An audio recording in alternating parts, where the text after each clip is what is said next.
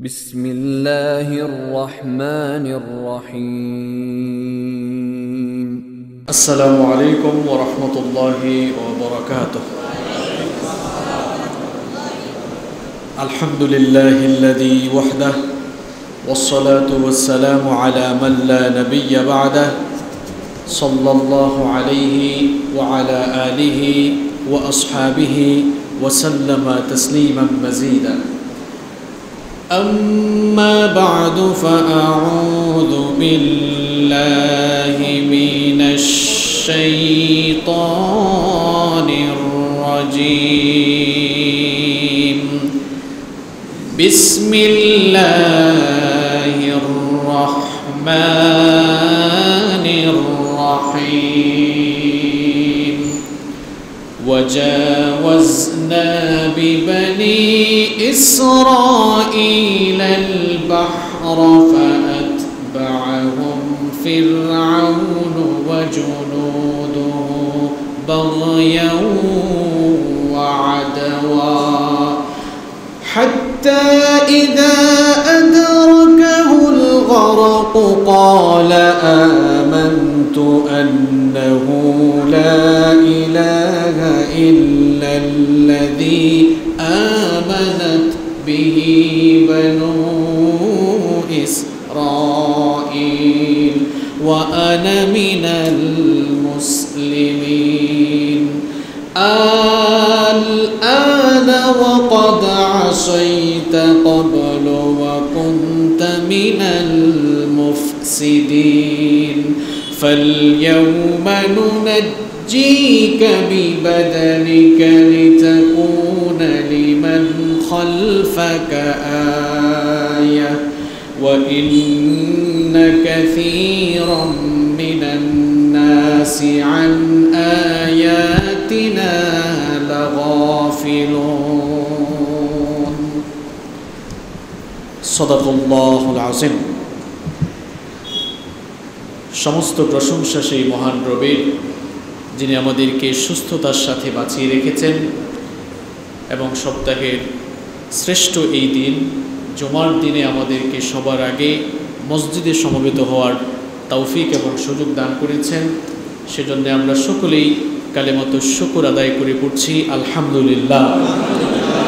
দুরুদ এবং সালাম পেশ করছি সর্বকালের সর্বশ্রেষ্ঠ মহামানব নবিয়্যুনা ওয়া সাইয়্যিদুনা ওয়া কুদওয়াতুনা মুহাম্মাদুর রাসূলুল্লাহ সাল্লাল্লাহু আলাইহি ওয়াসাল্লামের প্রতি, যাকে আল্লাহ তাআলা রাহমাতাল লিল আলামিন হিসেবে এ ধরার বুকে প্রেরণ করেছেন। আল্লাহুম্মা সাল্লি ওয়া সাল্লিম ওয়া বারিক আলা মুহাম্মাদ সাল্লাল্লাহু আলাইহি ওয়াসাল্লাম। সম্মানিত মুসল্লিবৃন্দ, নবীদের দাওয়াতি জীবন এই শিরোনামে আলোচনায় আজকের জুমায় আমরা 14তম পর্বে এসে উপনীত হয়েছি। গত জুমায় ফেরাউনি সাম্রাজ্যে মূসা আলাইহিস সালামের আগমনের কাহিনী, এ ব্যাপারে আমরা সরাসরি কোরআন থেকে আলোচনা করেছিলাম। আজ আমরা মূসা আলাইহিস সালামের নবুওত পরবর্তী দাওয়াত এবং ফেরাউনি জুলুমের বর্ণনা এবং ফেরাউনের পতন সম্পর্কে সরাসরি কোরআনুল কারীম থেকে জেনে নিব ইনশাআল্লাহ। গত জুমায় আমরা মূসা আলাইহিস সালামের নবুওত পাওয়ার আগ পর্যন্ত যে সকল ঘটনাগুলো ঘটেছিল সেগুলো আমরা জেনেছিলাম। আজ আমরা মূসা আলাইহিস সালামের নবুওত পাওয়ার পরবর্তী অবস্থা, অর্থাৎ তার দাওয়াত এবং ফেরাউনি জুলুম এবং ফেরাউনের পতন সম্পর্কে জানব। নবীদের মধ্যে একমাত্র নবী হচ্ছেন মূসা আলাইহিস সালাম, যার ব্যাপারে কোরআনুল কারীমে 44টি সূরায় 532টি আয়াত বর্ণিত হয়েছে। আপনারা জানেন যে মূসা আলাইহিস সালাম মিশর থেকে হিজরত করে মাদায়েনে গেলেন। মাদিয়ানে যাওয়ার পরে ঘটনাক্রমে সেখানেই তিনি বিয়ে করলেন এবং শুআইব আলাইহিস সালাম তার শ্বশুর হয়ে গেলেন। এবং শুআইব আলাইহিস সালামের সাথে একটি চুক্তি ছিল, চুক্তিটা মনে আছে আপনাদের? 10 বছর তিনি সেখানে তার বাড়িতে অর্থাৎ শুআইব আলাইহিস সালামের বাড়িতে মেয়ের জামাই হিসেবে তিনি সেখানে থাকবেন। এই চুক্তির মেয়াদ যখন শেষ হয়ে গেল, চুক্তির মেয়াদ শেষ হয়ে যাওয়ার পর মুসা আলাইহিস সালামের শ্বশুর শুআইব আলাইহিস সালাম তার জামাইকে, তার মেয়ের জামাইকে তিনি গিফট হিসাবে, হাদিয়া হিসাবে একটি পশুর পাল দিলেন। এবং মুসা আলাইহিস সালামের তখন 2টি পুত্র সন্তান হয়ে গিয়েছে। তো মেয়াদ যখন পরিপূর্ণ হয়ে গেল, মুসা আলাইহিস সালাম এবার সপরিবারে মাদিয়ান ছেড়ে আবার মিশরের উদ্দেশ্যে যাত্রা করলেন। চুক্তির মেয়াদ শেষ হওয়ার পর সাইয়েদনা মুসা আলাইহিস সালাম তিনি যখন সপরিবারে মিশরের উদ্দেশ্যে যাত্রা করলেন, পথ চলতে চলতে মিশর সীমান্তের সিনাই পর্বতমালার তুর পাহাড়ের পাদদেশে তিনি যখন পৌঁছালেন, তখন কোনো বর্ণনা এসেছে তার স্ত্রীর প্রসব বেদনা শুরু হয়ে গেল। আবার কোনো বর্ণনা এসেছে অন্ধকার এবং প্রচণ্ড ঠান্ডা কুয়াশার কারণে তিনি পথ হারিয়ে ফেলেছিলেন। এই জন্য তিনি আগুন সংগ্রহ করার জন্য চেষ্টা করছিলেন। পাথরে পাথরে ঘর্ষণ করে আগুন জ্বালাবার চেষ্টা করে তিনি ব্যর্থ হলেন। এদিক সেদিক ছোটাছুটি করে আগুন সংগ্রহের জন্য প্রচেষ্টা করে তিনি যখন ব্যর্থ হলেন, এরপরে ঘটনা কি ঘটল রব্বুল আলামিন কোরআনুল কারীমের 28 নম্বর সূরা সূরাতুল কাসাসের 29 নম্বর আয়াতে বলে দিলেন, ফালাম্মা ক্বাদা মূসাল আজালা ওয়া সারা বিআহলিহি আনাসা মিন জানিবিত তুরি নারা। রব্বুল আলামিন বলছেন, মূসা যখন মেয়াদ পরিপূর্ণ করলেন আর সপরিবারে যখন মিশরের উদ্দেশ্যে যাত্রা করলেন, তুর পাহাড়ে পৌঁছানোর পরে সেখানে তিনি আগুন দেখতে পেলেন। হঠাৎ করে তিনি যখন আগুন দেখলেন, তখন তিনি তার পরিবারের লোকদেরকে বলেছিলেন, ক্বালা লিআহলিহিম কুসু ইন্নী আনাসতু নারা লাআল্লি আতিকুম মিনহা বিখবরিন আও জাযওয়াতিন মিনান নারি লাআল্লাকুম তাসতালুন। মুসা আলাইহিস সালাম তার পরিবারের লোকদেরকে বললেন, আমি অনতি দূরে আগুন লক্ষ্য করছি, তোমরা এখানে অবস্থান করো, দেখি আমি সেখান থেকে কোনো খবর সংগ্রহ করতে পারি কিনা, অথবা সেখান থেকে আমি কোনো আগুন নিয়ে আসতে পারি কিনা, যাতে তোমরা আগুন পোহাতে পারো, যাতে তোমরা আগুন নির্বাহ করে শীত নিবারণ করতে পারো। একটু অপেক্ষা করো, দেখি আমি আগুন নিয়ে আসতে পারি কিনা। সাইয়েদনা মুসা আলাইহিস সালাম আগুন সংগ্রহের জন্য সেই আগুনের কাছে যখন পৌঁছালেন, ঘটনা তখন কি ঘটলো দেখেন। ফালাম্মা আতাহা নুদিয়া ইয়া মুসা ইন্নী আনা রাব্বুকা ফাখলা'না আলাইকা ইন্নাকা বিল ওয়াদিল মুকাদ্দাসি তুওয়া। মুসা আলাইহিস সালাম যখন সেই আগুনের কাছে পৌঁছালেন, গায়েব থেকে আওয়াজ আসলো, অদৃশ্য থেকে আওয়াজ আসলো। রব্বুল আলামিন তখন বললেন, হে মুসা, এটা আগুন নয়, আনা রব্বুক, আমি হচ্ছি তোমার রব। জুতা খোলো, তার কারণ হলো তুমি পবিত্র তুয়া উপত্যকায় তোমার রবের সামনে চলে এসেছো। এরপরে রব্বুল আলামিন মুসা আলাইহিস সালামের সাথে কথা বলা শুরু করলেন। সেদিন থেকেই মুসা আলাইহিস সালাম কালিমুল্লাহ হয়ে গেলেন, কারণ তিনি আল্লাহর সঙ্গে কথা বলেছিলেন। আল্লাহ তাআলা তার নবী মুসা আলাইহিস সালামকে তখন বললেন, ওয়া আনা ইখতারতুকা ফাসতামি' লিমা ইউহা ইন্নানি আনা আল্লাহ লা ইলাহা ইল্লা আনা ফা'বুদনি ওয়া আকিমিস সালাতা লিযিকরি। আল্লাহ তাআলা বললেন, হে মুসা, আমি তোমাকে এখানে নিয়ে এসেছি, আর আমি তোমাকে নবী হিসাবে ঘোষণা করছি, আমি তোমাকে নবী হিসাবে সিলেক্ট করছি, আমি তোমার নবুয়ত ঘোষণা করছি। সুবহানাল্লাহ। সুতরাং আমি এখন তোমার প্রতি ওহী নাজিল করছি, যা ওহী নাজিল করছি তা ভালো করে শুনে নাও। ইন্নানি আনাল্লাহ, নিশ্চয়ই আমি তোমার রব আল্লাহ। লা ইলাহা ইল্লা আনা ফা'বুদনি, আমি ছাড়া আর কোনো ইলাহ নাই, সুতরাং আমার ইবাদত করো। ওয়া আকিমিস সালাতা লিযিকরি, আর আমার শরণার্থে তুমি সালাত কায়েম করো। এরপরে আল্লাহ তাআলা মুসা আলাইহিস সালামের কাছে কিছু ওহী নাজিল করলেন এবং তাকে নবী হিসাবে সেদিন থেকে স্বীকৃতি দিলেন। তার নবী হিসাবে আল্লাহ তাআলা তাকে মনোনীত করলেন। নবী হিসাবে মনোনীত করার পর আল্লাহ তাআলা মুসা আলাইহিস সালামকে বললেন, তুমি এখন যদি তোমাকে নবী হিসাবে উপস্থাপন করো, নবী হিসাবে ঘোষণা করে দাওয়াত দাও, তাহলে অনেকেই নবুয়তের প্রমাণ জানতে চাইবে। এই জন্য আমি তোমাকে মুআজিজাও দান করছি। নবী হিসাবে ঘোষণা দেওয়ার পাশাপাশি আমি তোমাকে মুআজিজাও দান করছি। রব্বুল আলামিন মুসা আলাইহিস সালামকে তখন দুটি মুআজিজা দান করলেন। মুসা আলাইহিস সালামের হাতে একটি লাঠি ছিল। রব্বুল আলামিন তখন মুসা আলাইহিস সালামকে জিজ্ঞেস করলেন, ওয়ামা তিলকা বিয়ামিনিকা ইয়া মুসা, মুসা তোমার হাতে এটা কি? আল্লাহ কি জানেন না এটা কি? কথা বলেন না কেন, জানেন কি না? আল্লাহ জানেন। এরপরও আল্লাহ প্রশ্ন করেছেন মুসা আলাইহিস সালামের জবান থেকেই বের করার জন্য, আর মুসা আলাইহিস সালামকে আল্লাহ তাআলা মুআজিজা নিজের চোখে দেখাবার জন্য আল্লাহ প্রশ্ন করছেন, মুসা তোমার হাতে এটা কি? প্রশ্নটা বড় না ছোট? আল্লাহ তাআলা খুব সংক্ষিপ্ত প্রশ্ন করলেন, কিন্তু মুসা আলাইহিস সালাম জবাব দেওয়ার সময় বিস্তারিতভাবে জবাব দিলেন। তিনি তখন বললেন, ক্বালা হিয়া আসায়া আতাওয়াক্কাউ আলাইহা ওয়া আহুশশু বিহা আলা গনামি ওয়া লিয়া ফিহা মাআরিব উখরা।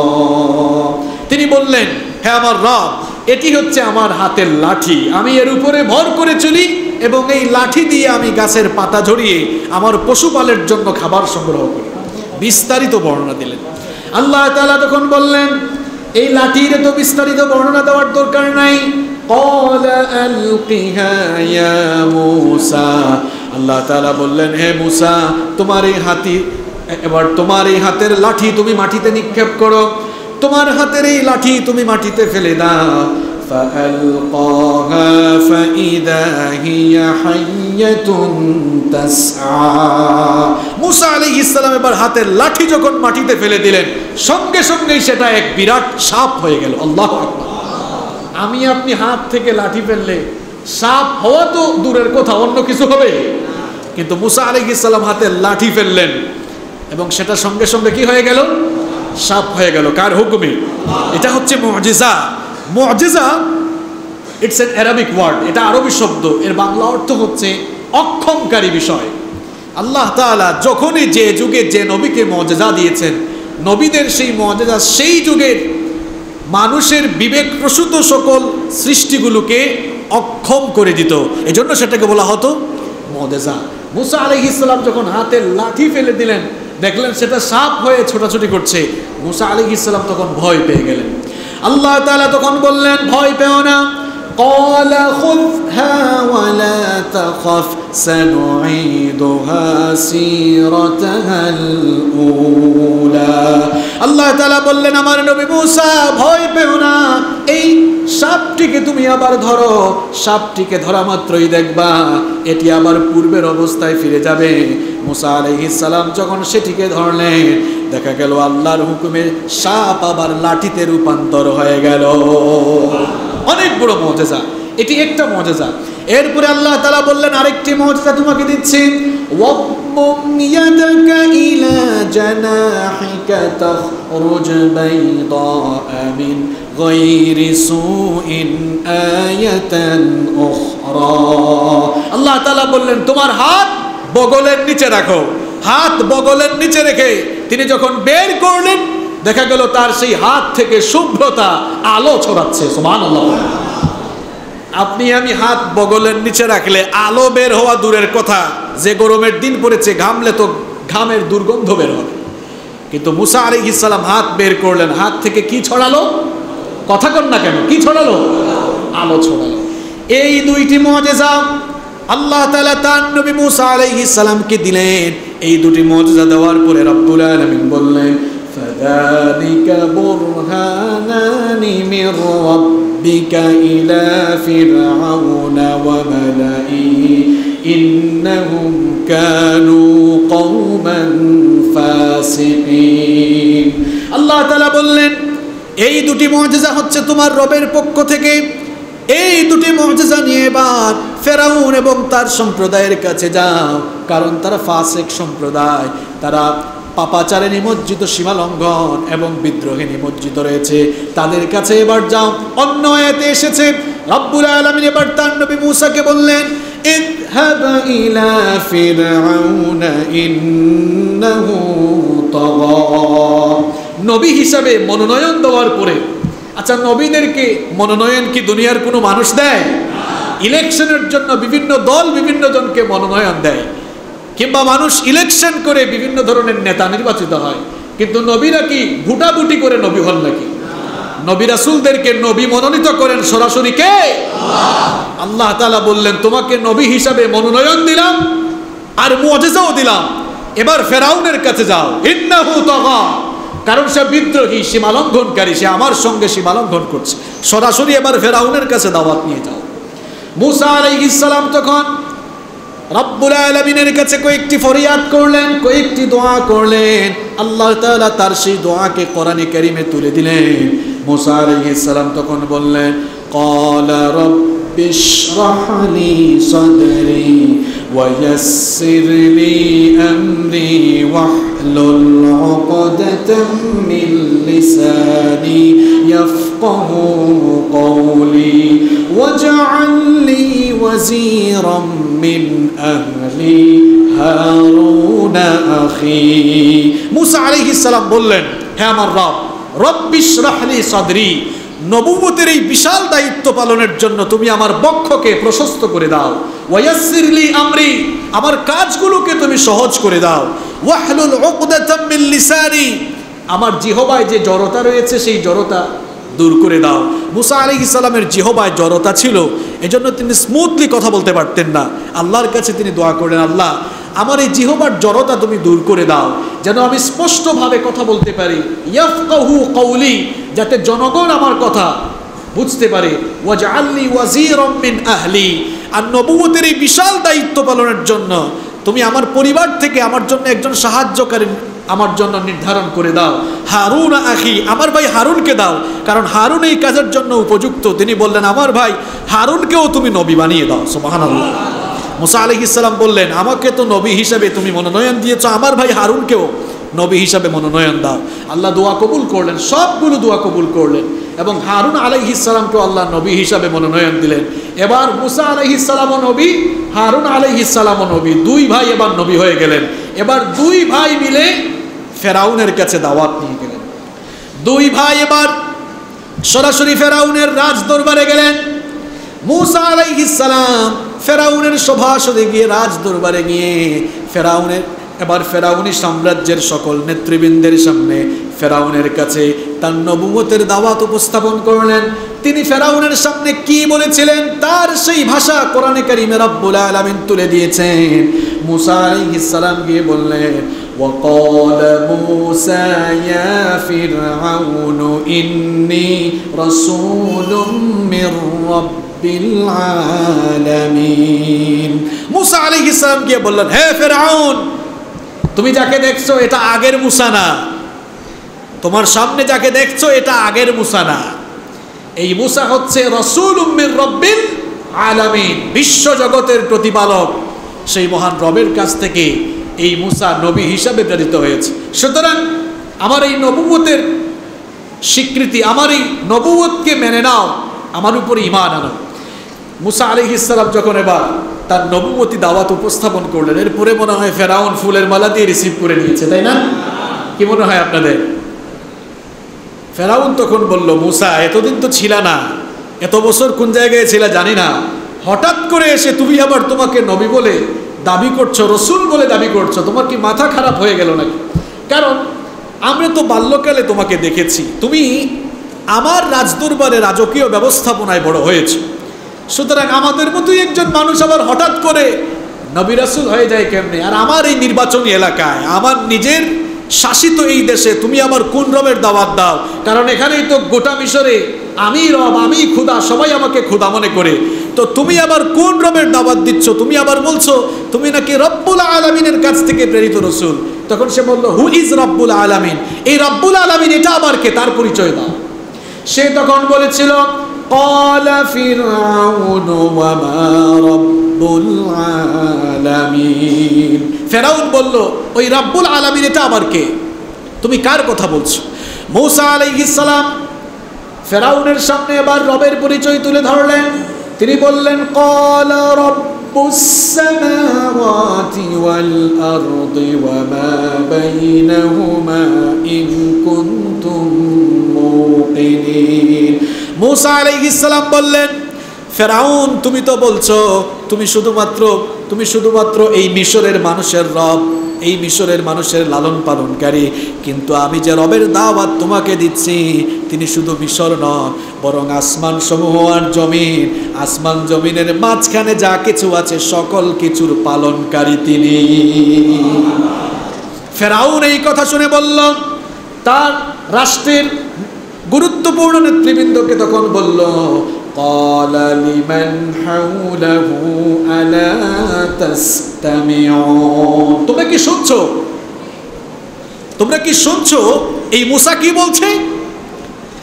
সে তখন বলল, কোত্থেকে এসে সেভাবে তার রবের পরিচয় তুলে ধরছে।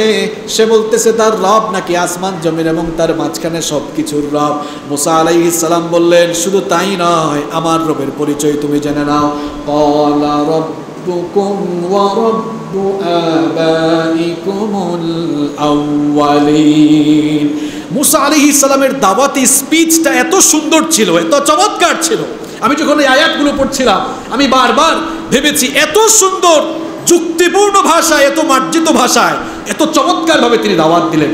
এই ফেরাউন বলল যে আমি তো মিশরের সব মানুষের রব। রব মানে কি? লালনকারী, পালনকারী। এই দৃষ্টিতে, এই অর্থে সে বলল, আমি তো সবাইকে এখানে লালন পালন, আমি এখানে যেহেতু করে থাকি সেহেতু আমি মিশরের রব। সে বলেছিল ফাকালা আনা রব্বুকুমুল আলা। তখন মূসা আলাইহিস সালাম বললেন, দেখো আমি যে রবের দাওয়াত দিচ্ছি তিনি তোমাদের সকলের রব, এমনকি তোমাদের পূর্ববর্তীতে যারা দুনিয়াতে ছিল, যাদেরকে ফেরাউন তুমি দেখো নাই, আমার রব সকলের রব। সুবহানাল্লাহ। অর্থাৎ তার সাথে তর্ক হচ্ছে, মানে মূসা আলাইহিস সালাম বোঝাতে চাচ্ছেন তোমার যুক্তি অনুযায়ী তুমি যদি মিশরের সব মানুষের রব বা লালন পালনকারী হয়েও থাকো, আমার রব তোমার থেকে বড়, কারণ তিনি তোমার পূর্ববর্তীতে যারা দুনিয়াতে এসেছেন সবার রব তিনি। সুবহানাল্লাহ।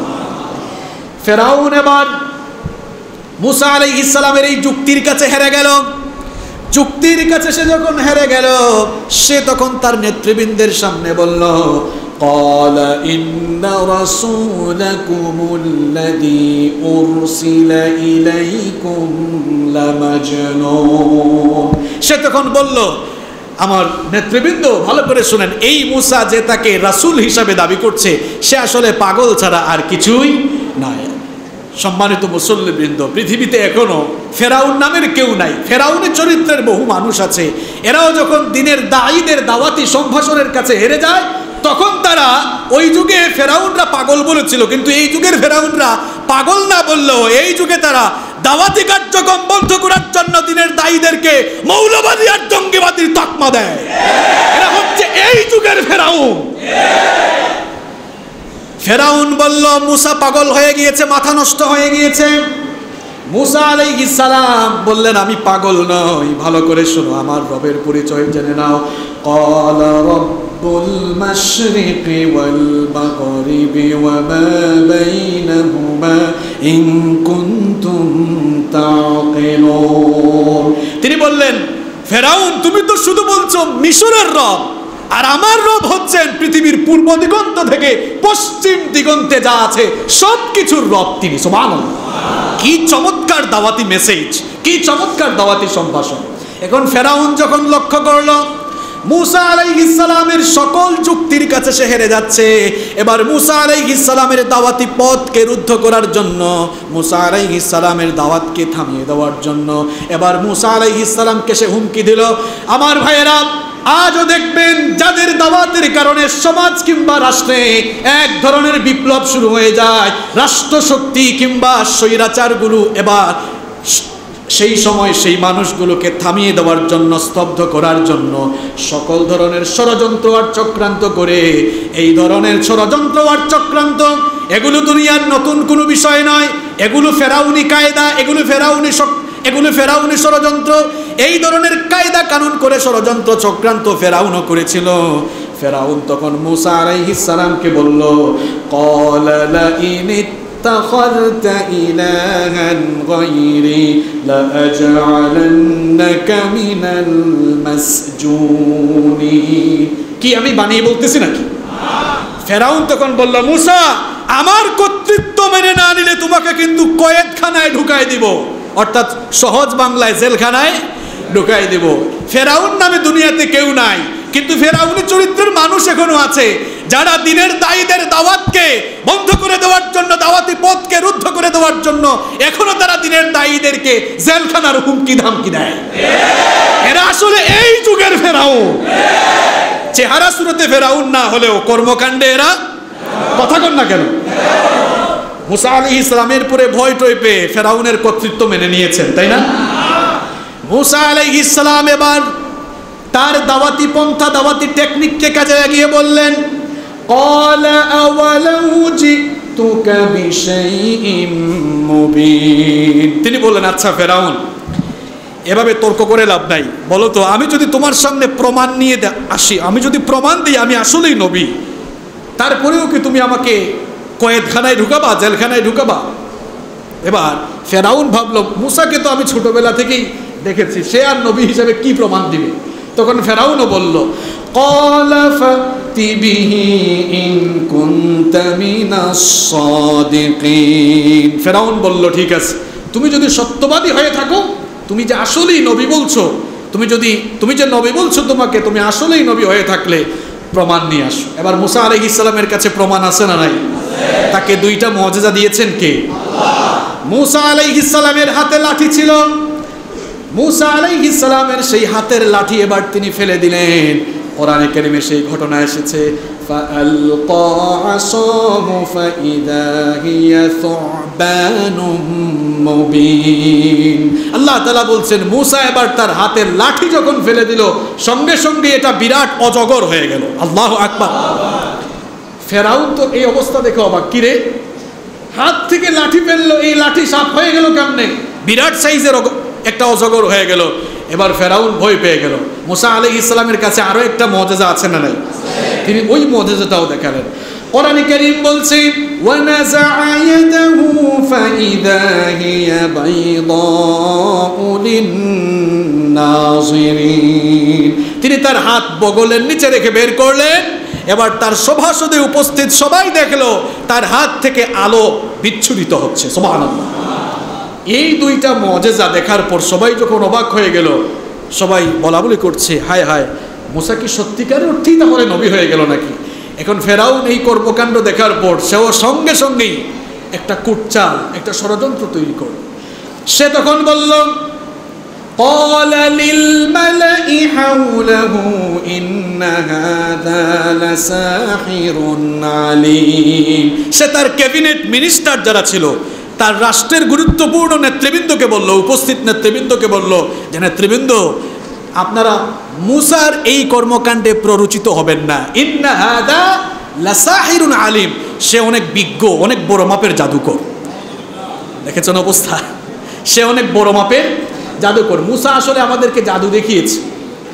সে এই জাদুর মাধ্যমে কি করতে চায় শোনেন। ফেরাউন তার নেতৃবৃন্দকে বলল, ইউরিদু আন ইউখরিজাকুম মিন আরদিকুম বিসিহরিহি ফামাযা তা'মুরুন। সে আসলে তার এই জাদুর মাধ্যমে আমাদের সবাইকে এই দেশ থেকে বিতাড়িত করতে চায়। ফামাযা তা'মুরুন। তাহলে মূসার ব্যাপারে আমাদের সিদ্ধান্ত কি হওয়া উচিত? ফেরাউন এবার নেতৃবৃন্দের কাছে পরামর্শ চাইল। নেতৃবৃন্দ এবার ফেরাউনকে পরামর্শ দিল, ক্বালু আরজিহ ওয়া আখাহু ওয়াবআথ ফিল মাদাইনি হাশিরিন ইয়াতুকা বিকুল্লি সাহহারিন আলীম। ফেরাউনের সভাসদের নেতৃবৃন্দ বলল, মূসা এবং তার ভাই হারুনকে কিছু সময়ের জন্য অবকাশ দিন, আর এই সময়ে ফেরাউন, আপনি কিছু লোক দিয়ে আপনার এই সাম্রাজ্যের, আপনার রাষ্ট্রের সকল বিজ্ঞ জাদুকরদেরকে এখানে সংগ্রহ করেন, কারণ আমাদের কাছেও তো বিজ্ঞ জাদুকর আছে, আমাদের জাদুকররা মুসার এই জাদুর মোকাবেলা করতে সক্ষম হবে। ফেরাউন এবার তার নেতৃবৃন্দের পরামর্শ মোতাবেক তার রাষ্ট্রের সকল বিজ্ঞ জাদুকরদেরকে একত্রিত করলো। এরপরে ঘটনা কি ঘটলো কোরআনে কারিমে সেই ঘটনা এসেছে, ফাজুমিআস সাহারাতু লিমিকাতি ইয়াউমিন মা'লুম ওয়া ক্বিলা লিন-নাসি হাল আনতুম মুজতামিউন লা'আল্লানা নাত্তাবি'ুস সাহারাতা ইন কানু হুমুল গালিবিন। আল্লাহ তাআলা বলছেন ফেরাউন এবার তার রাজ্যের সমস্ত বিজ্ঞ জাদুকরদেরকে একত্রিত করলো, আর মানুষদেরকে জানিয়ে দেওয়া হলো যে জাদুকররা আসতেছে, সব জাদুকররা মুসার জাদুর মোকাবেলা করবে, সবাই এসে সমবেত হও এই চিত্র দেখার জন্য। আমরা আমাদের বিজ্ঞ জাদুকরদেরকে অনুসরণ করব। জাদুকররা যখন একত্রিত হলো, জাদুকররা আসার পরেই ফেরাউনকে তারা জিজ্ঞেস করলো, فلما جاء السحرة قالوا لفرعون أئن لنا لأجرا إن كنا نحن الغالبين। জাদুকররা বলল, ফেরাউন, আমরা যদি মুসাকে পরাজিত করতে পারি তাহলে আমাদের জন্য কি কোনো পুরস্কার আছে নাকি, রাষ্ট্রের পক্ষ থেকে গুরুত্বপূর্ণ কোনো পুরস্কার আছে নাকি? ফেরাউন তখন বলল, ক্বালা না'আম ওয়া ইন্নাকুম ইদাল লামিনাল মুকাররাবিন। ফেরাউন বলল, অবশ্যই আছে, তোমরা যদি মুসাকে পরাজিত করতে পারো তাহলে তোমরা আমার খুব কাছের লোক হতে পারবা, আমার একেবারে ঘনিষ্ঠ সহচর হওয়ার সুযোগ থাকবে। যখন সমস্ত জাদুকরেরা একত্রিত হল, মুসা আলাইহিস সালাম এবার জাদুকরদেরকে বললেন, ক্বালা লাহুম মুসা আলকু মা আনতুম মুলকুন। মুসা আলাইহিস সালাম বললেন, তোমরা কি জাদু দেখাতে চাও দেখাও, তোমরা যদি কিছু নিক্ষেপ করতে চাও নিক্ষেপ করো, অসুবিধা নেই। জাদুকরেরা তখন কি করলো দেখেন, فألقوا حبالهم وعصيهم وقالوا بعزة فرعون إنا لنحن الغالبون। তখন জাদুকররা তাদের হাতে কিছু রশি ছিল, রশি দড়ি আর কি, দড়ি, ওই দড়ি আর লাঠি তারা ফেলার পরে মুসা আলাইহিস সালাম লক্ষ্য করলেন জাদুর প্রভাবে এগুলো নড়াচড়া করছে, আর উপস্থিত মানুষরা সেগুলোকে সাপ হিসাবেই বিবেচনা করছে। মুসা আলাইহিস সালাম দেখে কি এগুলা দেখে ভয় পেয়ে গিয়েছেন? কারণ মুসা আলাইহিস সালামকে তখন ওহী নাজিল করে এর পরবর্তী করণীয় কি হবে জানিয়ে দিয়েছেন কে? আল্লাহ তাআলা বললেন, আগো আমার নবী মুসা, এই জাদুকরদের এই জাদু দেখে তুমি চিন্তিত হয়ো না, তোমার হাতে যে লাঠি আছে সেই হাতের লাঠিটা এবার তুমিও ফেলে দাও। ফাআলকা মুসা আসাহু ফাইদা হিয়া তালকাফু মা ইয়াফিকুন। আল্লাহ তাআলা বললেন, তুমিও তোমার হাতের লাঠি ফেলো। মুসা আলাইহিস সালাম যখন হাতের লাঠি ফেললেন সেটা আরো বিরাট সাইজের সাপ হয়ে তাদের সবগুলো নিদর্শনকে এবার গ্রাস করে ফেললো, ভক্ষণ করে ফেললো। আল্লাহু আকবার। জাদুকররা এটা দেখার পরে অবাক হয়ে গেল, আমরা হচ্ছি মিশরের বিখ্যাত জাদুকর, জাদুবিদ্যায় আমরা সবচাইতে পারদর্শী, মুসা যেটা দেখিয়েছে এটা জাদু হতে পারে না। আর সে জাদুকর হয় কেমনে? কারণ ছোটবেলা থেকে আমরা তাকে দেখেছি, কোনোদিন কোনো জাদুকরের কাছে গিয়ে তাকে জাদুবিদ্যা শিখতে দেখি নাই।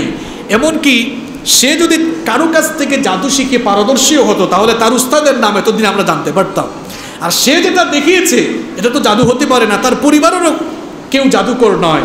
সুতরাং জাদুকররা বুঝতে পারলো আমাদের মতো এত বিখ্যাত জাদুকর, জাদুবিদ্যার একেবারে চূড়ান্ত বিদ্যা আমাদের কাছে আছে, আমাদের এই জাদুকে মুসার এই নিদর্শন হারিয়ে দিয়েছে, নিশ্চয়ই এটা জাদু নয়, এর পেছনে অলৌকিক একজন সত্তার শক্তিমত্তা কাজ করছে। এটা যখন তারা বুঝতে পারলো, জাদুকররা এবার উপস্থিত সবার সামনে ঈমানের ঘোষণা দিল। তারা তখন ফাউলকিয়াস সাহারাতু সাজিদিন ক্বালু আমান্না বিরাব্বিল আলামিন।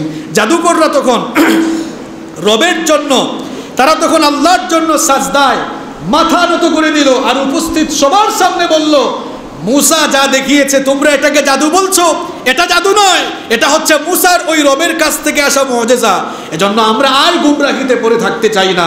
সাজদায় মাথা নত করে দিয়ে তারা বলল, আমান্না বিরব্বিল আলামিন, আমরা ওই রব্বুল আলামিন, বিশ্বজগতের রব যিনি, তার উপরে ঈমান আনলাম। সুবহানাল্লাহ। রব্বি মুসা ও হারুন, মুসা এবং হারুনের রবের উপরে আমরাও ঈমান আনলাম। এবার ফেরাউনের মাথা খারাপ হয়েছে নাকি হয় নাই? ফেরাউন তখন বলল, হায় হায়, আমি এদেরকে আনলাম মুসাকে মোকাবেলা করার জন্য, এখন তারা এসেই মুসার দলে চলে গেল। ফেরাউন তখন বলল, قال آمنتم له قبل أن آذن لكم إنه لكبيركم الذي علمكم السحر فلسوف تعلمون لأقطعن أيديكم وأرجلكم من خلاف ولأصلبنكم أجمعين। ফেরাউন তখন বলল, আমার অনুমতি নেওয়ার আগেই মুসার দলে তোমরা চলে গেলা, মুসার রবের উপরে ঈমান এনেছো। আমার তো মনে হয় মুসাই তোমাদের উস্তাদ, অর্থাৎ মুসাই তোমাদেরকে জাদু শিখিয়েছে। তোমরা সবাই এখানে আলাদা করে মিটিং করে এসেছো, এই ঘটনা ঘটিয়েছো। সুতরাং ঈমান আনার কারণে জাদুকরদেরকে ফেরাউন বলল, আমি তোমাদের হাত পা বিপরীত দিক থেকে কেটে ফেলবো এবং আমি তোমাদেরকে শুলে চড়াবো। ফেরাউন মনে করেছিল এই ভয় দেখালে হয়তো জাদুকরেরা ঈমান প্রত্যাখ্যান করবে, কিন্তু ফেরাউনের চিন্তার বিপরীত ঘটলো। ফেরাউনের কাছ থেকে এই কথা শোনার পরে জাদুকরেরা বলল, ক্বালু লা দায়রা ইন্না ইলা রাব্বিনা মুনকালিবুন। তখন জাদুকরেরা বলল, ফেরাউন তোমার যা মন চায় করতে পারো, যদি আমরা ঈমান আনার কারণে তুমি আমাদেরকে মেরে ফেলো আমাদের আফসোস নাই, কারণ আমরা তো ঈমান এনে আমরা যদি শহীদ হয়ে যাই, এই শহীদ হওয়ার পর আমরা তো আমাদের রবের কাছেই ফিরে যাবো। সুবহানাল্লাহ। তারা আরো বলেছিল, ইন্না নাতমাউ আন ইয়াগফিরা লানা রাব্বুনা খাতায়ানা আন কুন্না আউওয়ালাল মুমিনিন।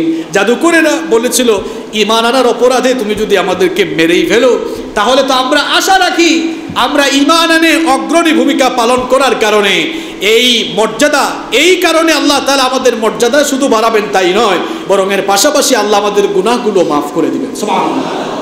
তারা আরো বলেছিল, ওয়ামা তানকিমু মিন্না ইল্লা আন আমান্না বিআয়াতি রাব্বিনা লাম্মা জাআতনা।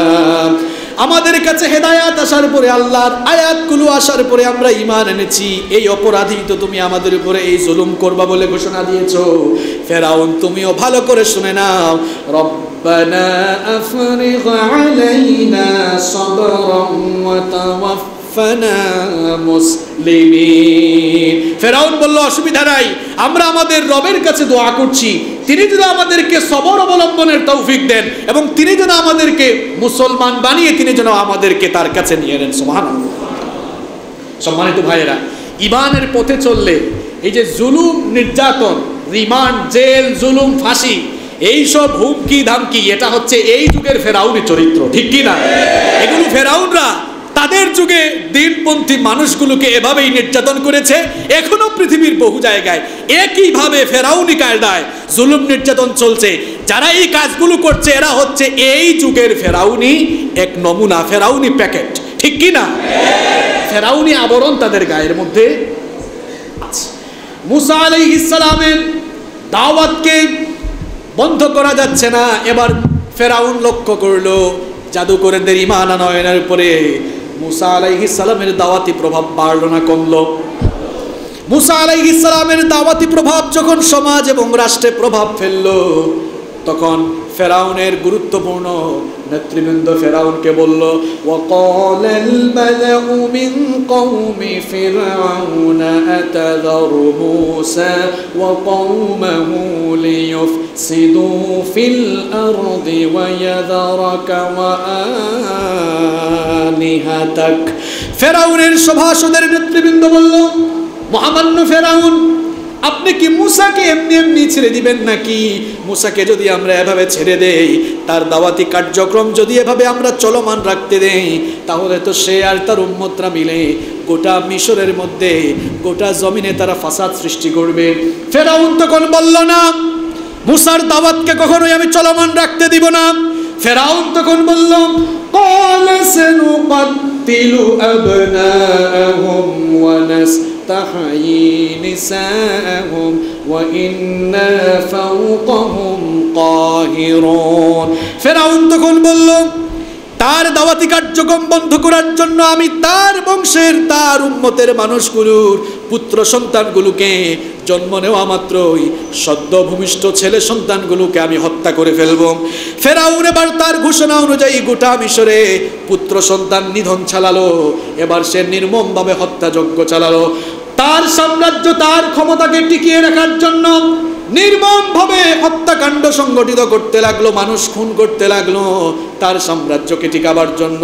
আমার ভাইয়েরা, আজও পৃথিবীর বহু জায়গায় বহু মানুষেরা তাদের ক্ষমতার মসনদকে টিকিয়ে রাখার জন্য অন্যায়ভাবে, নির্মমভাবে নিরপরাধ মানুষকে হত্যা করছে।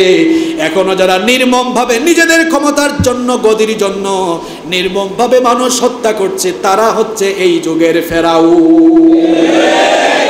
ফেরাউন যখন তার এই হত্যাযজ্ঞ চালালো, গোটা মিশর জুড়ে এমন নির্যাতন চালালো, সাইয়েদনা মূসা আলাইহিস সালাম তখন তার কওমের লোকদেরকে সান্ত্বনা দিয়ে বললেন, قَالَ مُوسَى لِقَوْمِهِ اسْتَعِينُوا بِاللَّهِ وَاصْبِرُوا।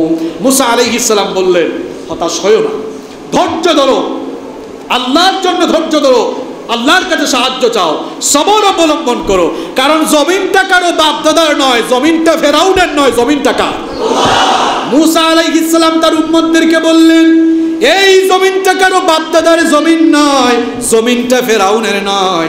ইন্নাল আরদা লিল্লাহ। জোরে বলেন, জমিন কার? দেখেন মূসা আলাইহিস সালাম কেমন সান্ত্বনা দিলেন। তিনি বললেন, ইন্নাল আরদা লিল্লাহ। কোন ফেরাউনকে তোমরা ভয় করছো? এটা তার জমিন নয়, জমিনটা কার? তিনি বললেন, জমিনটা আল্লাহর। ইউরিসুহা মান ইয়াশাউ মিন ইবাদিহি ওয়াল আকিবাতু লিল মুত্তাকিন। জমিনটা যেহেতু আল্লাহর, সেহেতু আল্লাহ তাআলা তার পছন্দ অনুযায়ী তার পছন্দনীয় বান্দাদের হাতে এই জমিনের কর্তৃত্ব দান করে দিবেন। সুতরাং তোমরা যদি মুত্তাকি হতে পারো, এই জুলুম আসার পরে যদি সবর অবলম্বন করতে পারো, তাহলে তোমাদের জন্য শুভ পরিণাম অপেক্ষা করছে। আল্লাহর জন্য ধৈর্য ধরলে এই জমিনের উত্তরাধিকারী এখন হয়তো ফেরাউন আছে, কিন্তু ভবিষ্যতে ফেরাউনকে ধ্বংস করে এই জমিনের কর্তৃত্ব আল্লাহ তাআলা তোমাদের হাতে তুলে দিবেন। এজন্য জুলুম নির্যাতন আসলেই হতাশ হওয়া যাবে না। জালেমরা চিরকাল জুলুম করতে পারে না। জালেমদের অবসান হওয়ার পরে, জুলুম আসলে পরে আপনি যদি আল্লাহর জন্য, আল্লাহর কাছে সাহায্য চেয়ে আল্লাহর জন্য সবরের পন্থা অবলম্বন করতে পারেন, তাহলে জমিনের উত্তরাধিকারী আল্লাহ তাআলা তার বান্দাদেরকে বানিয়ে দেন। ওয়াদা কার? কথা কন না কেন? ওয়াদা কার? মূসা আলাইহিস সালামের উম্মত অর্থাৎ বনি ইসরাইলের লোকেরা তখন বলল, قَالَ أُوذِينَا مِن قَبْلِ أَن تَأْتِيَنَا وَمِن بَعْدِ مَا جِئْتَنَا। তখন তার উম্মতের লোকেরা, বনি ইসরাইলের লোকেরা বলল, তুমি আসার আগে অর্থাৎ তোমার জন্মের আগেও এমন হত্যাযজ্ঞ চালানো হয়েছিল। আপনারা জানেন, গত জুমায় বলেছিলাম, ফেরাউন তার ফেরাউনের সাম্রাজ্য টিকাবার জন্য, মূসা আলাইহিস সালামের জন্ম রোধ করার জন্য, মূসা আলাইহিস সালামের আগমনের পূর্বেও সে এভাবে পুত্র সন্তানদেরকে হত্যা করেছিল। বনি ইসরাইলের লোকেরা মূসা আলাইহিস সালামকে বলল, তোমার জন্মের আগে থেকে এমন নির্যাতন চলছে, তুমি আসার পরেও এমন নির্যাতন চলছে, জানি না আমরা এই নির্যাতন থেকে কখন মুক্তি পাবো। মূসা আলাইহিস সালাম তখন বনি ইসরাইলের লোকদেরকে সান্ত্বনা দিয়ে বললেন, قَالَ عَسَى ربكم أن يهلك عدوكم ويستخلفكم في الأرض فينظر كيف تعملون মুসা আলাইহিস সালাম তখন বললেন, ধৈর্য ধরো, নিশ্চয়ই আমাদের রব আমাদের শত্রুদেরকে ধ্বংস করে দিবেন এবং এই জমিনের উত্তরাধিকারী আল্লাহ আমাদেরকে বানিয়ে দিবেন। সুবহানাল্লাহ। মুসা আলাইহিস সালামের সেই ভবিষ্যৎবাণী কি এরপরে বাস্তবায়ন হয় নাই? কেমনে বাস্তবায়ন হলো দেখেন। মুসা আলাইহিস সালামের দাওয়াতের প্রভাব যখন বাড়ল, ফেরাউন গোটা দেশে এক নম্বর জুলুম চালালো। পুত্র সন্তান, সদ্য ভূমিষ্ঠ হওয়া পুত্র সন্তানগুলোকে ধরে ধরে জবাই করে মেরে ফেলত। চিন্তা করেছে কেমন জালেম ছিল সে? সদ্য ভূমিষ্ঠ হওয়া পুত্র সন্তানগুলোকে মেরে ফেলতো, জবাই করে ফেলতো। কি বানিয়ে বলতেছি? আল্লাহর কোরআন থেকে বলছে। এরপরেও যখন দাওয়াতি কার্যক্রম বন্ধ করা যায় না, দাওয়াতি কার্যক্রম বন্ধ করার জন্য মুসা আলাইহিস সালামের দাওয়াতি যে পথ রয়েছে, দাওয়াতি কার্যক্রমে অন্তরায় সৃষ্টি করার জন্য ফেরাউন এবার দ্বিতীয় জুলুম শুরু করলো। বনে ইসরায়েলের লোকেরা গিয়ে উপাসনালয়ে উপাসনা করত, তাদের ইবাদত গৃহগুলোকে এবার ফেরাউন তার সৈন্যবাহিনী দিয়ে ধ্বংস করে দিল। এই ফেরাউনি কায়দায় এখনো কিন্তু দুনিয়ার বহু জায়গায় ইবাদত গৃহে হামলা চালানো হয়। ইবাদত গৃহে হামলা চালিয়ে এরপরে দিনদার ইমানদার মানুষদের উপরে তার দায়ভার চাপিয়ে দেওয়া হয়। এরা হচ্ছে এই যুগের ফেরাউন। ফেরাউনি চরিত্র, এগুলোকে আমি বানিয়ে বলতেছি না, কোরআন থেকে বলতেছি। ফেরাউন কি করলো? এবার 2 নম্বর কর্মসূচি হাতে নিল, ইবাদত গৃহে হামলা চালাচ্ছে। ইবাদত গৃহ মানে কি? মসজিদে মসজিদে এবার হামলা চালাচ্ছে তার সৈন্যবাহিনী দিয়ে।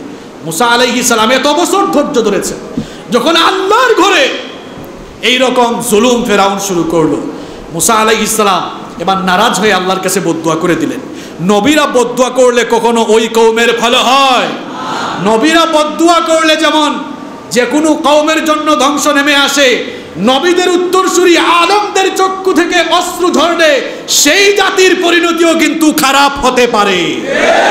কারণ ইন্নাল উলামা ওয়ারাসাতুল আম্বিয়া, পৃথিবীতে আর কোনো নবী আসবে না, নবী আসার গেট বন্ধ, নবী আসার গেট বন্ধ। এখন নবীদের উত্তরসূরি আলেমরা কিয়ামত পর্যন্ত আসবে এবং তারা নবীওয়ালা কাজ সম্পাদন করবে। জন্য তাদের সঙ্গেও সুসম্পর্ক রাখতে হবে, ভালোবাসতে হবে, তাদেরকে নবীদের মতো শ্রদ্ধা করতে।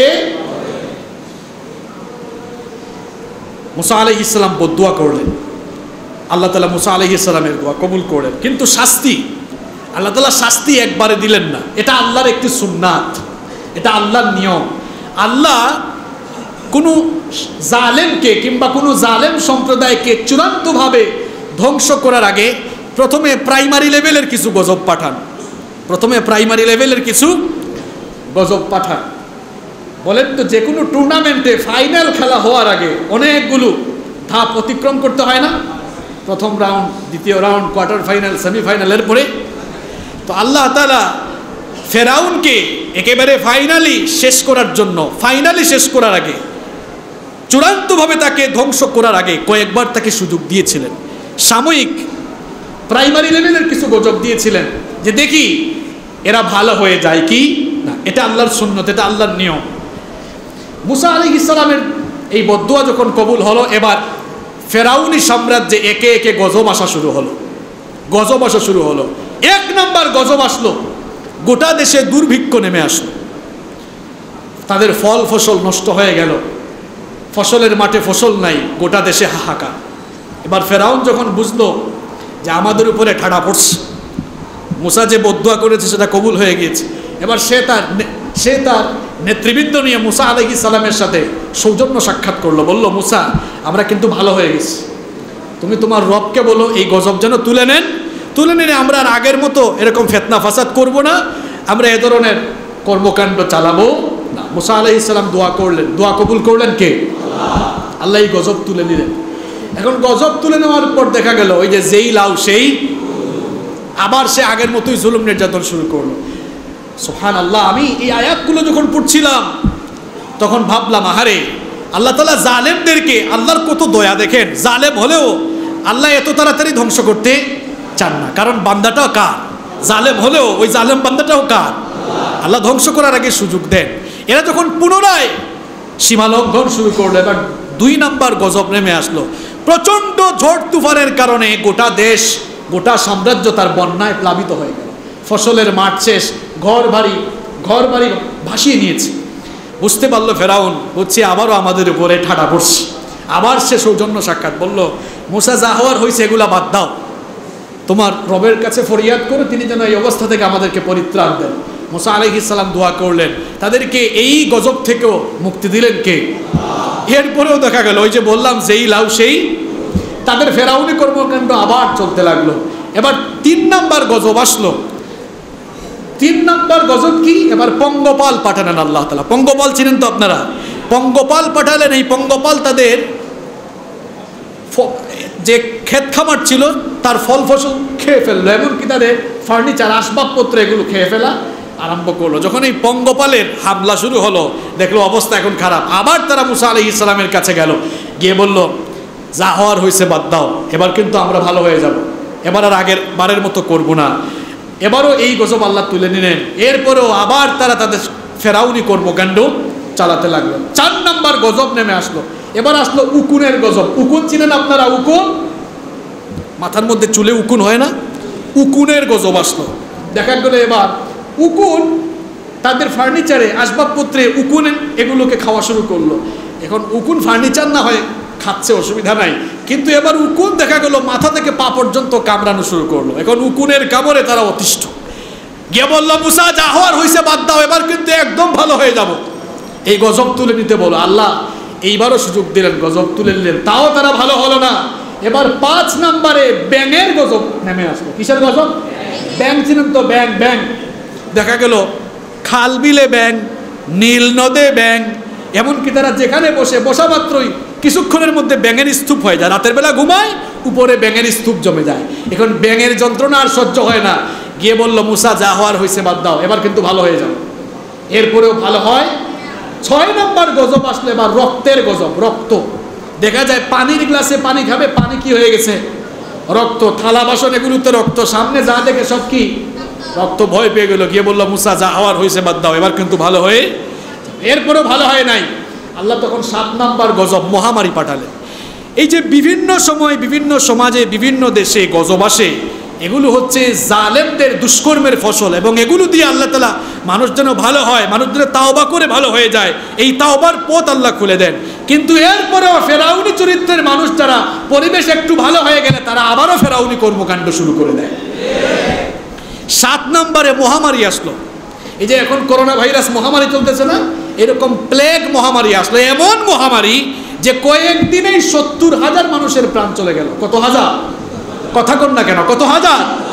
70,000 মানুষের প্রাণ চলে গেল। এখন ফেরাউন দেখলো জান বাঁচ, এখন ফেরাউন ভাবলো যে আগে জান বাঁচুক। ওই যে একটা বলে না, আমাদের দেশে একটা প্রবাদ আছে যে জান বাঁচলে কি জানো বলে? জান বাঁচলে বাপের নাম হচ্ছে। বললো আগে জান বাঁচাই। গিয়ে বললো, মুসা যে মহামারী শুরু হয়েছে, আমরা যা করার করেছি, এবার কিন্তু ফাইনালি ভালো হয়ে যাবো, আর এমন করবো না। কিন্তু দেখা গেল না। কয়টা গজবের গিয়ে বললাম কথা? কয়টা গজব? দেখেন আল্লাহ ভালো হওয়ার কত সুযোগ দিয়েছেন, এরপরও ভালো হয় না। আবারও যখন জুলুম নির্যাতন অত্যধিক মাত্রায় শুরু করলো, জুলুম নির্যাতন যখন সীমা ছাড়িয়ে গেল, আল্লাহ তাআলা বললেন, এবার ফাইনালি এদেরকে শেষ করে দিব। পৃথিবীতে আপনি এমন কোন জালেমের নাম আমাকে বলতে পারবেন না যেই জালেমকে আল্লাহ দুনিয়ায় উচিত শিক্ষা দিয়ে দুনিয়া থেকে বিদায় করেন নাই, এমন একটা জালেমের নামও বলতে পারবেন। যে যত বড় জালেম হোক, তার এই জুলুমের পরিণতি হিসাবে আল্লাহ তাআলা এমন ভাবে জালেমদেরকে ধ্বংস করে দিয়েছেন, ইতিহাসের পাতায় পাতায় আজও তারা কুখ্যাত হিসেবে রয়েছে। ঠিক কি না? যেন জালেমদের জুলুম দেখে হতাশ হওয়া যাবে না। যারাই জালেমের ভূমিকা অবতীর্ণ হয়ে জুলুম করবে, তারাই এরকম ইতিহাসের পাতায় পাতায় কুখ্যাত হয়ে চিরকাল থাকবে। যখন জুলুম নির্যাতন সীমা ছাড়িয়ে গেল, আল্লাহ তাআলা মুসা আলাইহিস সালামকে বললেন, তোমার উম্মতদেরকে নিয়ে মিশর ছেড়ে এবার হিজরত করো। মিশর ছেড়ে কি করো? হিজরত মানে কি? এক স্থান থেকে আরেক স্থানে। এই হিজরত হচ্ছে জিহাদের একটি গুরুত্বপূর্ণ পার্ট, জিহাদের একটি গুরুত্বপূর্ণ পার্ট, এবং এটি নবীগণের সুন্নাহ। নবীরাও দ্বীনি দাওয়াতের কারণে, আল্লাহর দ্বীনের পথে জীবনযাপনের কারণে তারা এবং তাদের উম্মতরা হিজরত করেছেন। আহারে আজও পৃথিবীর বহু জায়গায় জালেমদের জুলুম সইতে পারে না, হামলা মামলা রিমান্ড, তারা খাইতে খাইতে ধাওয়া খাইতে খাইতে বাড়ি থাকতে পারে না, বছরের পর বছর ঘর বাড়ি ছেড়ে থাকে, এরকম আছে না নাই? এই যে হিজরত করে থাকছে, হতাশ হওয়ার কিছু নেই। এই হিজরতের কারণে এই মানুষগুলোর মর্যাদা বাড়িয়ে দিবেন কে? এদের হতাশ হওয়ার কিছু নেই, এরা নবীদের দাওয়াতি তরিকার ভেতরেই রয়েছে। আল্লাহু আকবার। আল্লাহ তাআলা বললেন, মুসা তোমার উম্মতদেরকে নিয়ে এবার মিশর থেকে হিজরত করো, মিশর ছেড়ে চলে যাও। মুসা আলাইহিস সালাম এবার তার উম্মতদেরকে নিয়ে মিশর ত্যাগ করছেন, মিশর ছেড়ে চলে যাচ্ছেন। এই খবর ফেরাউনের কানে চলে গেল। ফেরাউন এটা শোনার পরে সঙ্গে সঙ্গেই তার সেনাবাহিনী নিয়ে মুসা আলাইহিস সালাম এবং তার উম্মতদের পেছন ধাওয়া করলো। মুসা আলাইহিস সালাম তার উম্মতদেরকে নিয়ে পথ চলতে চলতে লোহিত সাগরের কাছে পৌঁছে গেলেন। লোহিত সাগরের কাছে যখন পৌঁছে গেলেন, তার উম্মতের লোকেরা লক্ষ্য করলো সামনে সাগর, আবার পেছনে দেখা যাচ্ছে, দূরে দেখা যাচ্ছে ফেরাউনের বাহিনীও তাদেরকে ধরার জন্য এসেছে। এবার বনি ইসরাইলের লোকেরা মুসা আলাইহিস সালামকে বলল, ওগো মুসা, বিপদ তো আমাদেরকে ছাড়ছে না, এই যে আমাদের সামনে এখন লোহিত সাগর, পেছনে ফেরাউনের বাহিনী, কোনো দিকে যাবার তো আমাদের রাস্তা নাই, নির্ঘাত আমরা এখন মরে যাব। সামনে আগালে আমাদেরকে সমুদ্রে নিমজ্জিত হওয়া লাগবে, আর যদি সমুদ্রে ঝাঁপ না দিই তাহলে ফেরাউনের বাহিনীর হাতে মরা লাগবে। মুসা আলাইহিস সালাম তিনি তো নবী, তার উম্মতদের মতো তিনি হতাশ হন নাই। তিনি বললেন, হতাশ হয় না, চিন্তিত হয় না, কারণ আমরা এখানে এসেছি কার হুকুমে? এখানে বিপদ থেকেও আমাদেরকে উদ্ধার করবেন কে? মুসা আলাইহিস সালাম তখন বললেন, কাল্লা ইন্না মাইয়া রাব্বি সায়াহদি। তিনি বললেন, কখনো নয়, আমরা একা নই, আমাদের সাথে আমাদের রব আছেন, তিনি আমাদেরকে রাস্তা দেখিয়ে দিবেন। সুবহানাল্লাহ। আল্লাহ তাআলা বললেন, ওগো আমার নবী মুসা, রাস্তা আমিই দেখাবো। সামনে তো সাগর দেখতে পাচ্ছেন, আপনি আপনার হাতের লাঠি দিয়ে তীরে একটু আঘাত করে, তিনি যখন আঘাত করলেন সঙ্গে সঙ্গে সাগরের মাঝখান দিয়ে রাস্তা তৈরি করে দিলেন কে? আল্লাহ তাআলা বললেন, তোমার উম্মতদেরকে নিয়ে এবার তুমি সমুদ্র পার হয়ে যাও। মুসা আলাইহিস সালাম বনি ইসরাইলের লোকদেরকে নিয়ে তিনি এবার সমুদ্র পার হয়ে যাচ্ছেন। তারা যখন সমুদ্রের একেবারে ওই পারে চলে যাচ্ছেন, ওই পারে উঠবেন, এমন সময় দেখলেন ফেরাউন ও তার বাহিনী নিয়ে সমুদ্রের এপারে হাজির। ফেরাউন এসে দেখলো সমুদ্রের মাঝখান দিয়ে রাস্তা, সে তার বাহিনীকে বলল, দেখছো আজ আমি ফেরাউন ক্ষুধার ভয়ে সমুদ্রের মাঝখানে রাস্তা হয়েছে, দেখছেন অবস্থা, অপেক্ষা করছো কেন? মার্চ অন দ্য ব্রিজ, রাস্তার মধ্যে মার্চ করো, চলো এদেরকে ধরবো, এদেরকে যাইতে দিব। ফেরাউন ও তার বাহিনী নিয়ে এবার পথ চলা শুরু করলো। বনি ইসরাইলের লোকেরা এবার সমুদ্র পাস হয়ে যাওয়ার পরে দেখলো ফেরাউন ও তার বাহিনী নিয়ে সেই রাস্তা দিয়ে অগ্রসর হচ্ছে। তারা বলল, ওগো আল্লাহর নবী মুসা, ফেরাউন তো আমাদেরকে ধরার জন্য পেছনে চলে আসতেছে। মুসা আলাইহিস সালাম বললেন, একটু অপেক্ষা করো, ধৈর্য ধরো, আল্লাহর খেলা তোমরা বুঝবা না, কিছুক্ষণ পরেই দেখবা কি ঘটে। রব্বুল আলামিন কোরআনে বলছেন, ওয়াজাওয়াজনা বিবানি ইসরাঈলাল বাহরা ফাআতবাহুম ফিরআউন ওয়া জুনুদুহু বাগয়ান ওয়া আদওয়া। আল্লাহ তাআলা বলছেন, আমি বনি ইসরাইলকে সাগর পাস করে দিয়েছিলাম, আর তাদের পেছনে ফেরাউন তার বাহিনী নিয়ে ধাওয়া করেছিল। ধাওয়া করতে করতে তারা যখন সমুদ্রের একেবারে মাঝামাঝি চলে আসলো, সমুদ্রের পানি সমুদ্রের মাঝখানে ভাগ হয়ে রাস্তা হয়েছিল কার হুকুমে? সমুদ্রের পানি আইন মানে কার? এবার রব্বুল আলামিন সমুদ্রের পানিকে অর্ডার করলেন, পূর্বের অবস্থায় ফিরে যা। এবার ফেরাউন আর তার বাহিনীকে সমুদ্রের পানিতে চুবিয়ে চুবিয়ে সমুদ্রের পানিতে নিমজ্জিত করে মারছেন কে? ফেরাউন এবার পানি খেয়ে খেয়ে জান যায় যায় অবস্থা যখন হয়ে গেল, তখন ভালো মানুষ সাজলো।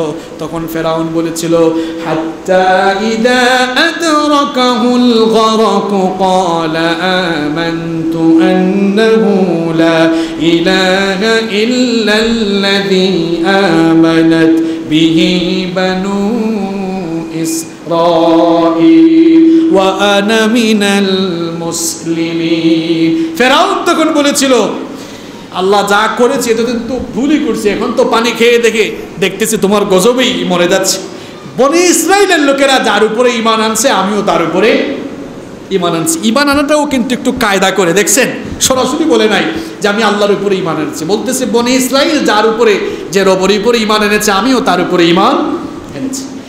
এই কথা সে যখন ঘোষণা দিল, রব্বুল আলামিন তখন বললেন আল আনা ওয়া ক্বাদ আসাইতা ক্বাবলু ওয়া কুনতা মিনাল মুফসিদিন। হায় রে ফেরাউন, এখন কি তোর ঈমান আনার টাইম হয়েছে? অথচ ইতিপূর্বে তোর যা মন চায় তাই করেছিস, জুলুম নির্যাতনের সীমা ছাড়িয়ে গিয়েছিস। আজ আর রক্ষা নাই, এটা তোর জন্য চূড়ান্ত গজব। তবে তোকে আমি একেবারে নিঃশেষ করে দিব না, দুনিয়ার সকল ফেরাউনি চরিত্রের মানুষের জন্য আমি তোকে নিদর্শন বানিয়ে রাখবো। ইতিহাসে তোর নাম যেন কুখ্যাত হিসাবে স্মরণীয় থাকে। দুনিয়ার ফেরাউনি চরিত্রের লোকগুলো যেন ফেরাউনি চরিত্রের ফলাফল বুঝতে পারে, জানতে পারে। সেই জন্য তোকে একেবারে ধ্বংস করে দিব না। সূরা ইউনূসের 92 নম্বর আয়াতে রব্বুল আলামিন বললেন ফালইয়াউমা নুনাজ্জিকা বিবাদানিকা লিতাকুনা লিমান খালফাকা আয়া। তোর দেহকে আমি সংরক্ষণ করে রাখার ব্যবস্থা করব, যাতে তোর পরে তোর চরিত্র লালনকারী লোকেরা এইসব কর্মকাণ্ডের ফলাফল জানতে পারে, তোকে দেখে যেন শিক্ষা নিতে পারে। এই জন্য তোর দেহকে আমি সংরক্ষণ করে রাখবো। বলেন, ফেরাউনের সেই দেহ, তার সেই মমি করা দেহ পৃথিবীতে এখনো আছে না নাই? বলেন আছে না নাই? এটা আল্লাহ কোরআনে বলেছেন, এটা আমি রেখে দিব। কেন? কিয়ামত পর্যন্ত ফেরাউন নামে কেউ না আসলেও, কারণ ফেরাউন নাম রাখতে তো শরম লাগবে, কিন্তু ফেরাউনের চরিত্র ধারণ করতে তো অসুবিধা নাই। তো ফেরাউনের চরিত্র নিলে, ফেরাউনের মতো মানুষের উপরে জুলুম নির্যাতন চালালে শেষ পরিণতি কি হয়, ফেরাউনের এই পরিণতি দেখে যেন তারা শিক্ষা নিতে পারে। কিন্তু আফসোসের ব্যাপার হচ্ছে, এই যুগের ফেরাউনরা ফেরাউনি কর্মকাণ্ড চালাচ্ছে। ফেরাউনকে দেখেও তারা শিক্ষা যদি না নেয়, ফেরাউনকে দেখে যদি তারাও শিক্ষা না নেয়, তাহলে ফেরাউনের মতো তাদের পতনও এত মারাত্মকভাবে হবে যে ইতিহাসের পাতায় তারা কুখ্যাত হয়ে চিরকাল থাকবে। আল্লাহ তাআলা আমাদেরকে বুঝার তৌফিক দান করুন। বনি ইসরাইলকে আল্লাহ মুক্তি দিলেন, ফেরাউনকে আল্লাহ ধ্বংস করে দিলেন। আসলে বনি ইসরাইলের কাহিনী অনেক লম্বা। এই যে মুক্তি দেওয়ার পরে বনি ইসরাইলের পরিণতি কি হলো, পরবর্তী ঘটনা আমরা আগামী জুমা থেকে আলোচনা করব ইনশাআল্লাহ। আসসালামু আলাইকুম ওয়া রাহমাতুল্লাহি ওয়া বারাকাতুহু।